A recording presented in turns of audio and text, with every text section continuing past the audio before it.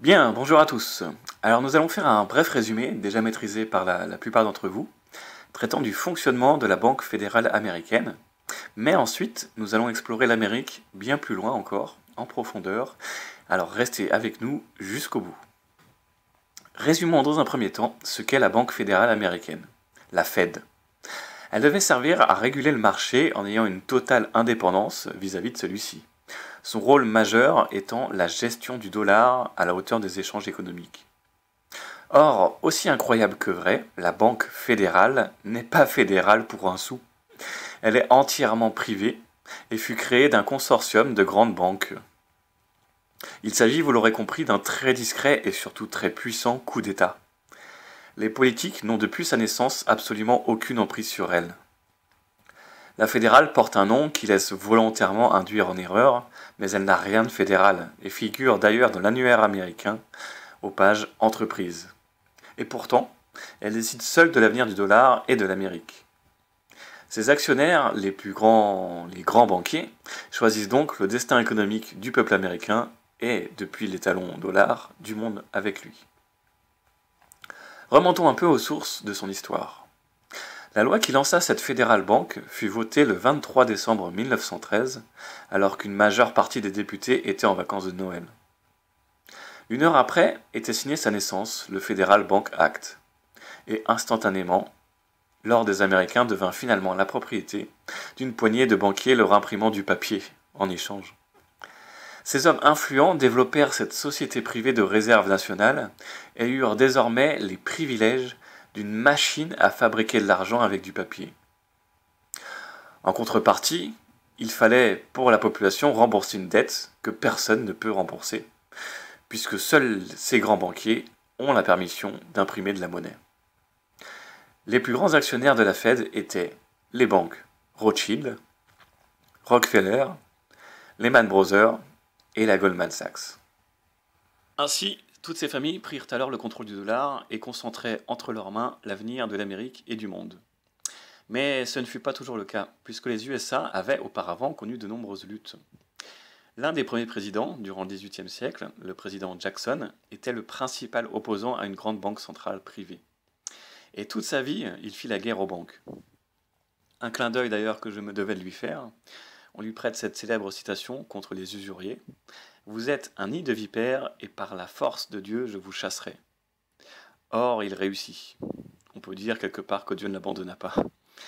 À tel point qu'il fut pointé de 2 revolvers dans le ventre pour l'assassiner. Et mystérieusement ce jour-là, les 2 revolvers se sont enrayés simultanément. Aucun coup n'est parti. En retour, il frappa l'assassin avec sa canne.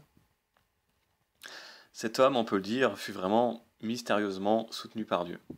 À l'aube de sa mort, il demanda de faire écrire sur sa tombe la victoire du combat qu'il mena. « J'ai tué la banque ». Voilà quelle était son épitaphe tombale. En effet, aucune banque centrale ne vit le jour sous sa présidence, et la dette américaine fut nulle.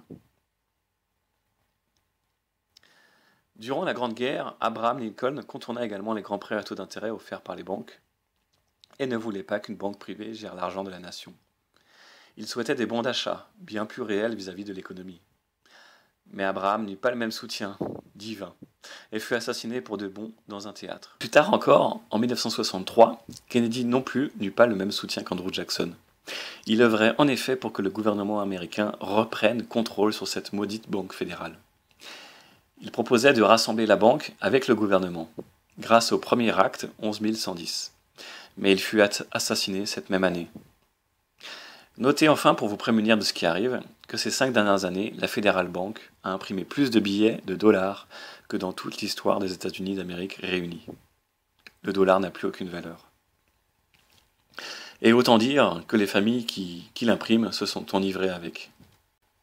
Suite à ce discret coup d'État contre la monnaie américaine, le Congrès américain votera donc la suite logique, le Independent Treasury Act of 1920, un acte qui mettra fin au Treasury Department of the United States Government.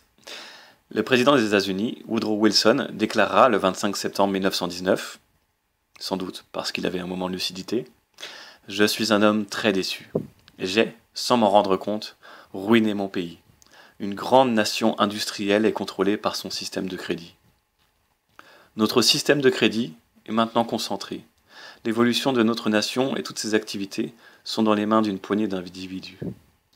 Nous en sommes venus à être un des gouvernements les plus mal gérés, entièrement contrôlés et dominés. Nous ne sommes plus un gouvernement d'opinion libre, de conviction, élu par le peuple, mais un gouvernement dominé par les opinions et les contraintes d'un petit groupe d'hommes. Connaissez-vous le colonel Edward Mandell House? Eh bien, vous devriez. Cet homme faisait la couverture de Times le 25 juin 1923. Nous allons parfaire l'asservissement des USA. Et voici sa présentation. Vous allez comprendre cet ensemble de puzzles qui se met en place. Alors, je vais le présenter à travers le livre de Charles Seymour, The Intimate Paper of Colonel House. Durant les 15 dernières années, bien que peu de personnes ne l'eussent suspecté, je me suis trouvé au centre de toutes choses. Aucun étranger important ne s'est rendu aux États-Unis sans venir me parler. J'étais proche du mouvement qui assura à Roosevelt son investiture. Il m'a d'ailleurs donné carte blanche pour le conseiller. Tous les ambassadeurs me faisaient fréquemment des comptes rendus. Autant dire que c'était donc plutôt un homme important. Et voyons maintenant ce qu'il prévoyait pour son parc de bétail, c'est-à-dire les Américains, mais aussi nous indirectement. Puisque la faillite des USA, vous le savez, au début du siècle, outre la possibilité de s'enrichir par des délits d'initiés, permit également que le peuple supplie pour une sécurité sociale. Alors, écoutons maintenant le colonel Edward Mandell House en conférence avec Woodrow Wilson, le fameux président précédemment cité qui ruina les USA. Voici la citation. Bientôt, chaque Américain devra enregistrer son patrimoine biologique, certificat de naissance, dans un système national conçu pour assurer le suivi de la population, qui fonctionnera sur l'ancien système de mise en gage, hypothèque.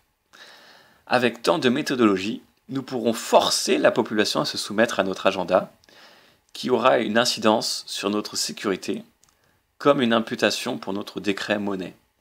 Chaque Américain sera obligé de s'enregistrer ou souffrira de ne pas pouvoir travailler et se nourrir. Ils seront nos biens meubles, esclaves, et nous deviendrons la garantie de leurs intérêts à jamais, par le fonctionnement du droit commercial sous le régime des transactions garanties. Les Américains, sans le savoir ou le vouloir, nous fourniront les consignements.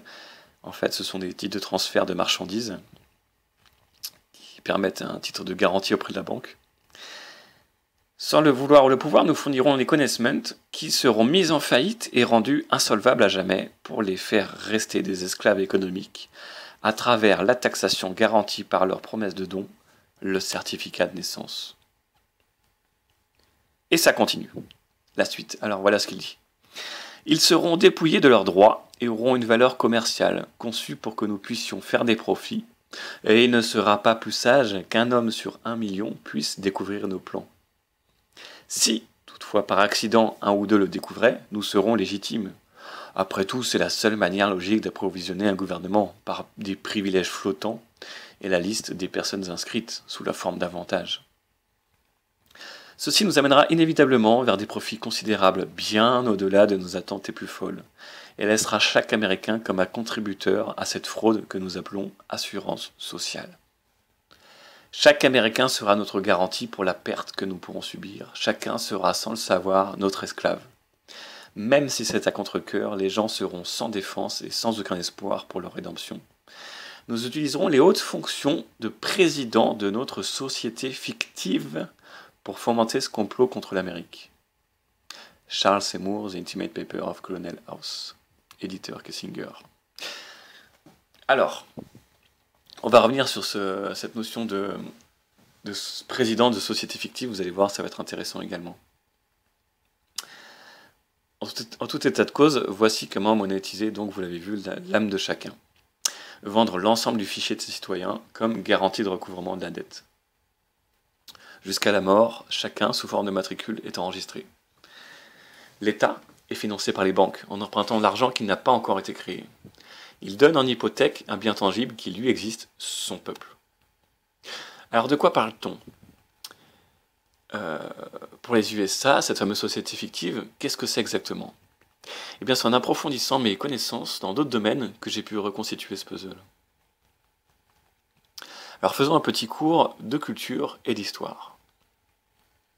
Les États-Unis d'Amérique sont composés de 50 États. Leur capitale, Washington, fait partie du district de Columbia.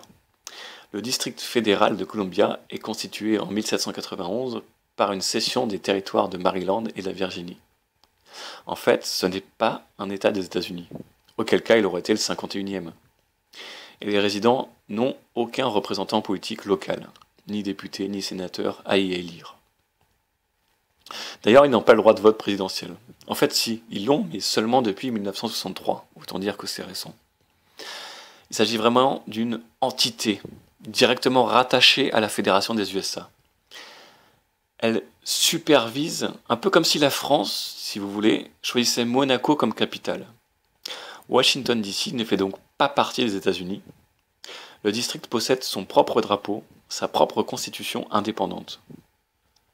Cette constitution fonctionne sous un droit romain tyrannique, connu comme lex fori, le droit divin des rois, ou alors le droit de la mer. Sa constitution n'a aucun lien avec la constitution américaine et ses citoyens. Washington est externe aux États-Unis. Alors comment cet État dans l'État en est-il devenu la capitale? Tout démarre par la loi de 1871, une loi pour fournir un gouvernement au district de Columbia. Votée par le Congrès, elle créait une société distincte pour ce district. L'acte permit au district de fonctionner comme une société holding de la Constitution originale des États-Unis. La loi prend alors naissance le 21 février 1871 au 41e Congrès en session. L'article 34, session 2, chapitres 61 et 62. La version originale se nommait jusqu'ici The Constitution for the United States of America. La nouvelle version se nommera The Constitution of the United States of America, en majuscule. Ce document sert de fondation, en vrai, à la naissance d'une compagnie de trust. Les majuscules s'utilisent en effet pour les compagnies privées. Il s'agit de méandres juridiques que les élites maîtrisent parfaitement. La Constitution américaine devient dès 1871 rachetée, et ce n'est plus qu'un règlement interne d'une entreprise venant d'être cédée par ses propriétaires. Une personne morale internationale prend alors possession des États-Unis. Les citoyens y évolueront désormais comme une propriété de la dite société, de leur naissance à leur mort. Une forme d'action. La déclaration des droits de leur père fondateur est considérée alors telle qu'une prestation de service en échange des taxes qu'ils subissent. Et une autre information semble confirmer cette révélation fracassante. Elle figure dans les informations légales des États-Unis. Nous lisons que dans cet acte, les États-Unis signifient une corporation fédérale. Mais qu'est-ce qu'une corporation? Eh bien, c'est une personne morale qui défend les intérêts privés. On va reprendre Wikipédia pour nous donner une définition. Le corporatisme désigne la tendance qu'ont les membres d'un corps professionnel ou administratif à privilégier leurs intérêts matériels au détriment de ceux du public qu'ils servent. Incroyable, non? On lit aussi, dans les pays anglophones, le terme de corporation désigne le plus souvent des formes de propriété commerciale groupées. En fait, l'entreprise est légalement considérée comme une entreprise morale, business corporation. Alors, pour vous expliquer, pour ceux qui ne connaissent pas trop l'économie, en France, nous avons l'équivalent avec les SARL, Sociétés à responsabilité limitée, ou SA, Société anonyme. Bon, ce sont des sociétés. En Amérique, on les appelle les LLC, l'équivalent de nos SARL. Eh bien, on dit LLC Corporation, il s'agit bien de corporation. Une corporation, c'est donc un groupe de personnes qui s'associent pour faire bénéficier à eux-mêmes de certains avantages au détriment du reste du public. Et ce qui nous intéresse ici, c'est la tournure de phrase du colonel Mandelhaus, rappelez-vous, qui prend alors tout son sens. Puisque le PDG de la société fictive des USA est donc à Washington, dans le district de Columbia, il supervise de cette façon les États-Unis, les USA Corporation. Et voici ce que dit le Légifrance américain, l'équivalent. Vous verrez l'article 3002. United States means a federal corporation, éventuellement an agency, department, commission, board, or other entity of the United States, or an instrument. Bref, je parle mal anglais, mais il s'agit d'une corporation fédérale, d'une agence, d'une forme de commission ou d'un instrument des États-Unis. C'est intéressant. L'Empire de la Couronne use donc de l'ancienne loi du commerce, la loi maritime internationale ou loi des contrats, comme moyen de contrôle sur l'Amérique. Voici ce qui explique également la situation de Mandel House. À se demander si l'Amérique est vraiment indépendante. Rappelons, Mandel House disait « par le fonctionnement du droit commercial sous le régime des transactions garanties ». Il s'agit du droit maritime, un droit anglais, britannique, qui a été retranscrit par la suite dans le droit américain. En effet, contrairement aux droits civils qui prévalent chez les Européens et qui sont codifiés depuis l'époque romaine, les anglo-saxons utilisent le common law sur leurs terres et l'admiralty law entre les mers.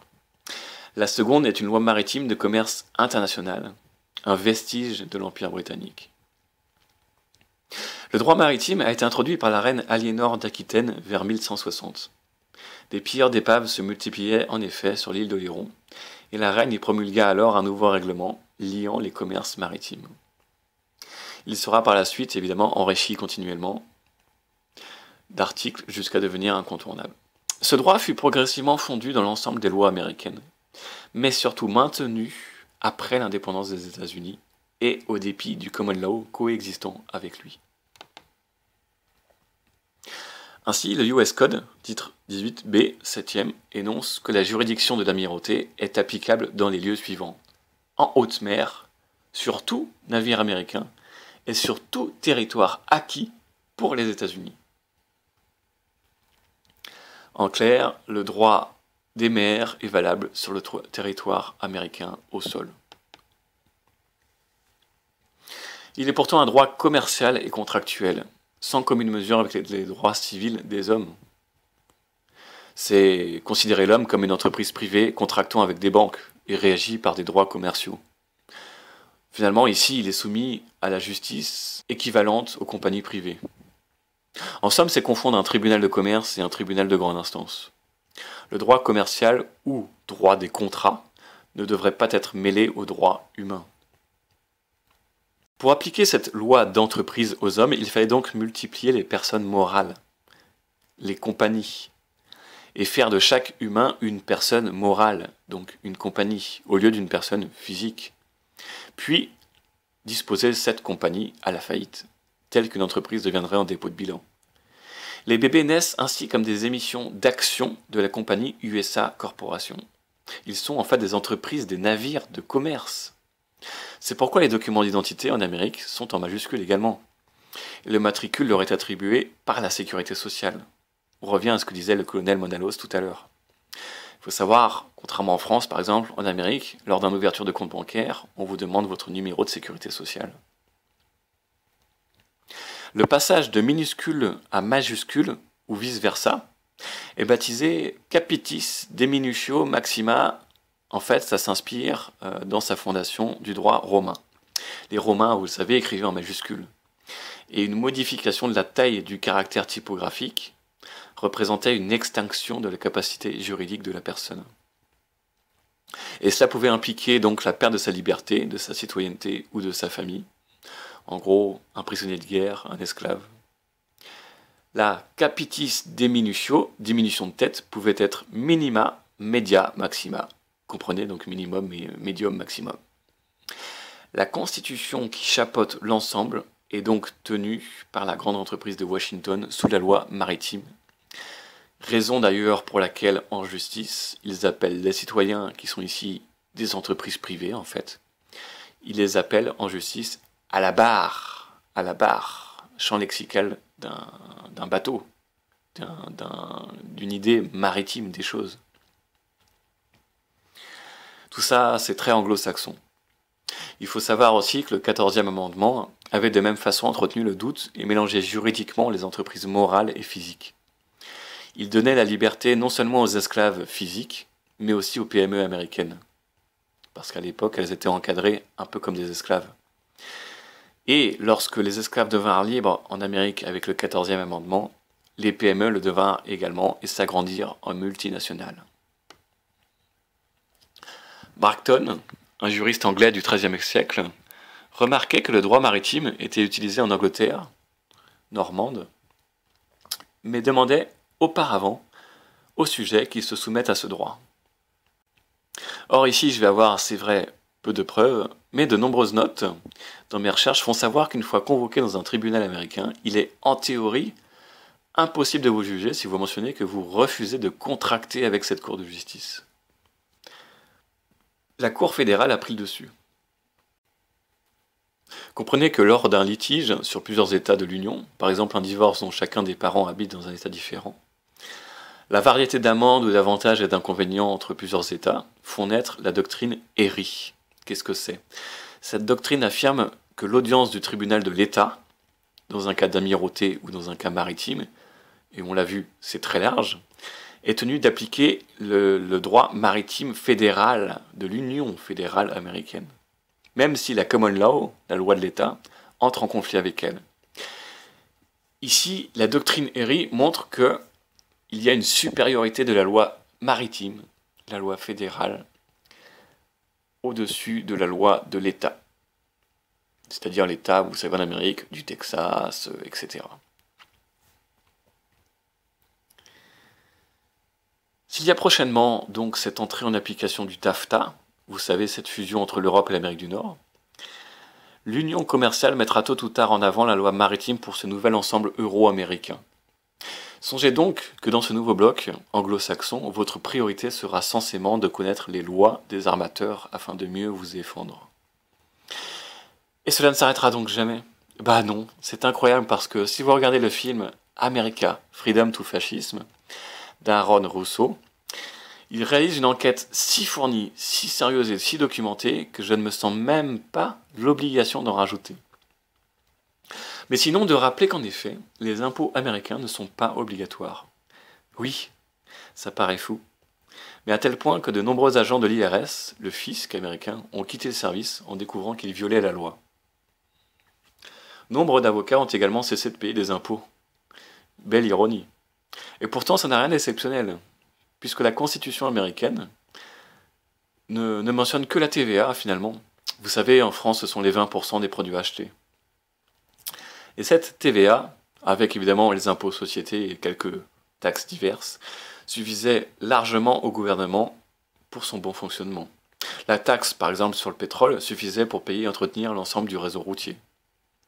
Et pourtant, le Congrès tenta de promulguer une loi d'imposition qui fut une première fois en 1894 rejetée par la Cour constitutionnelle.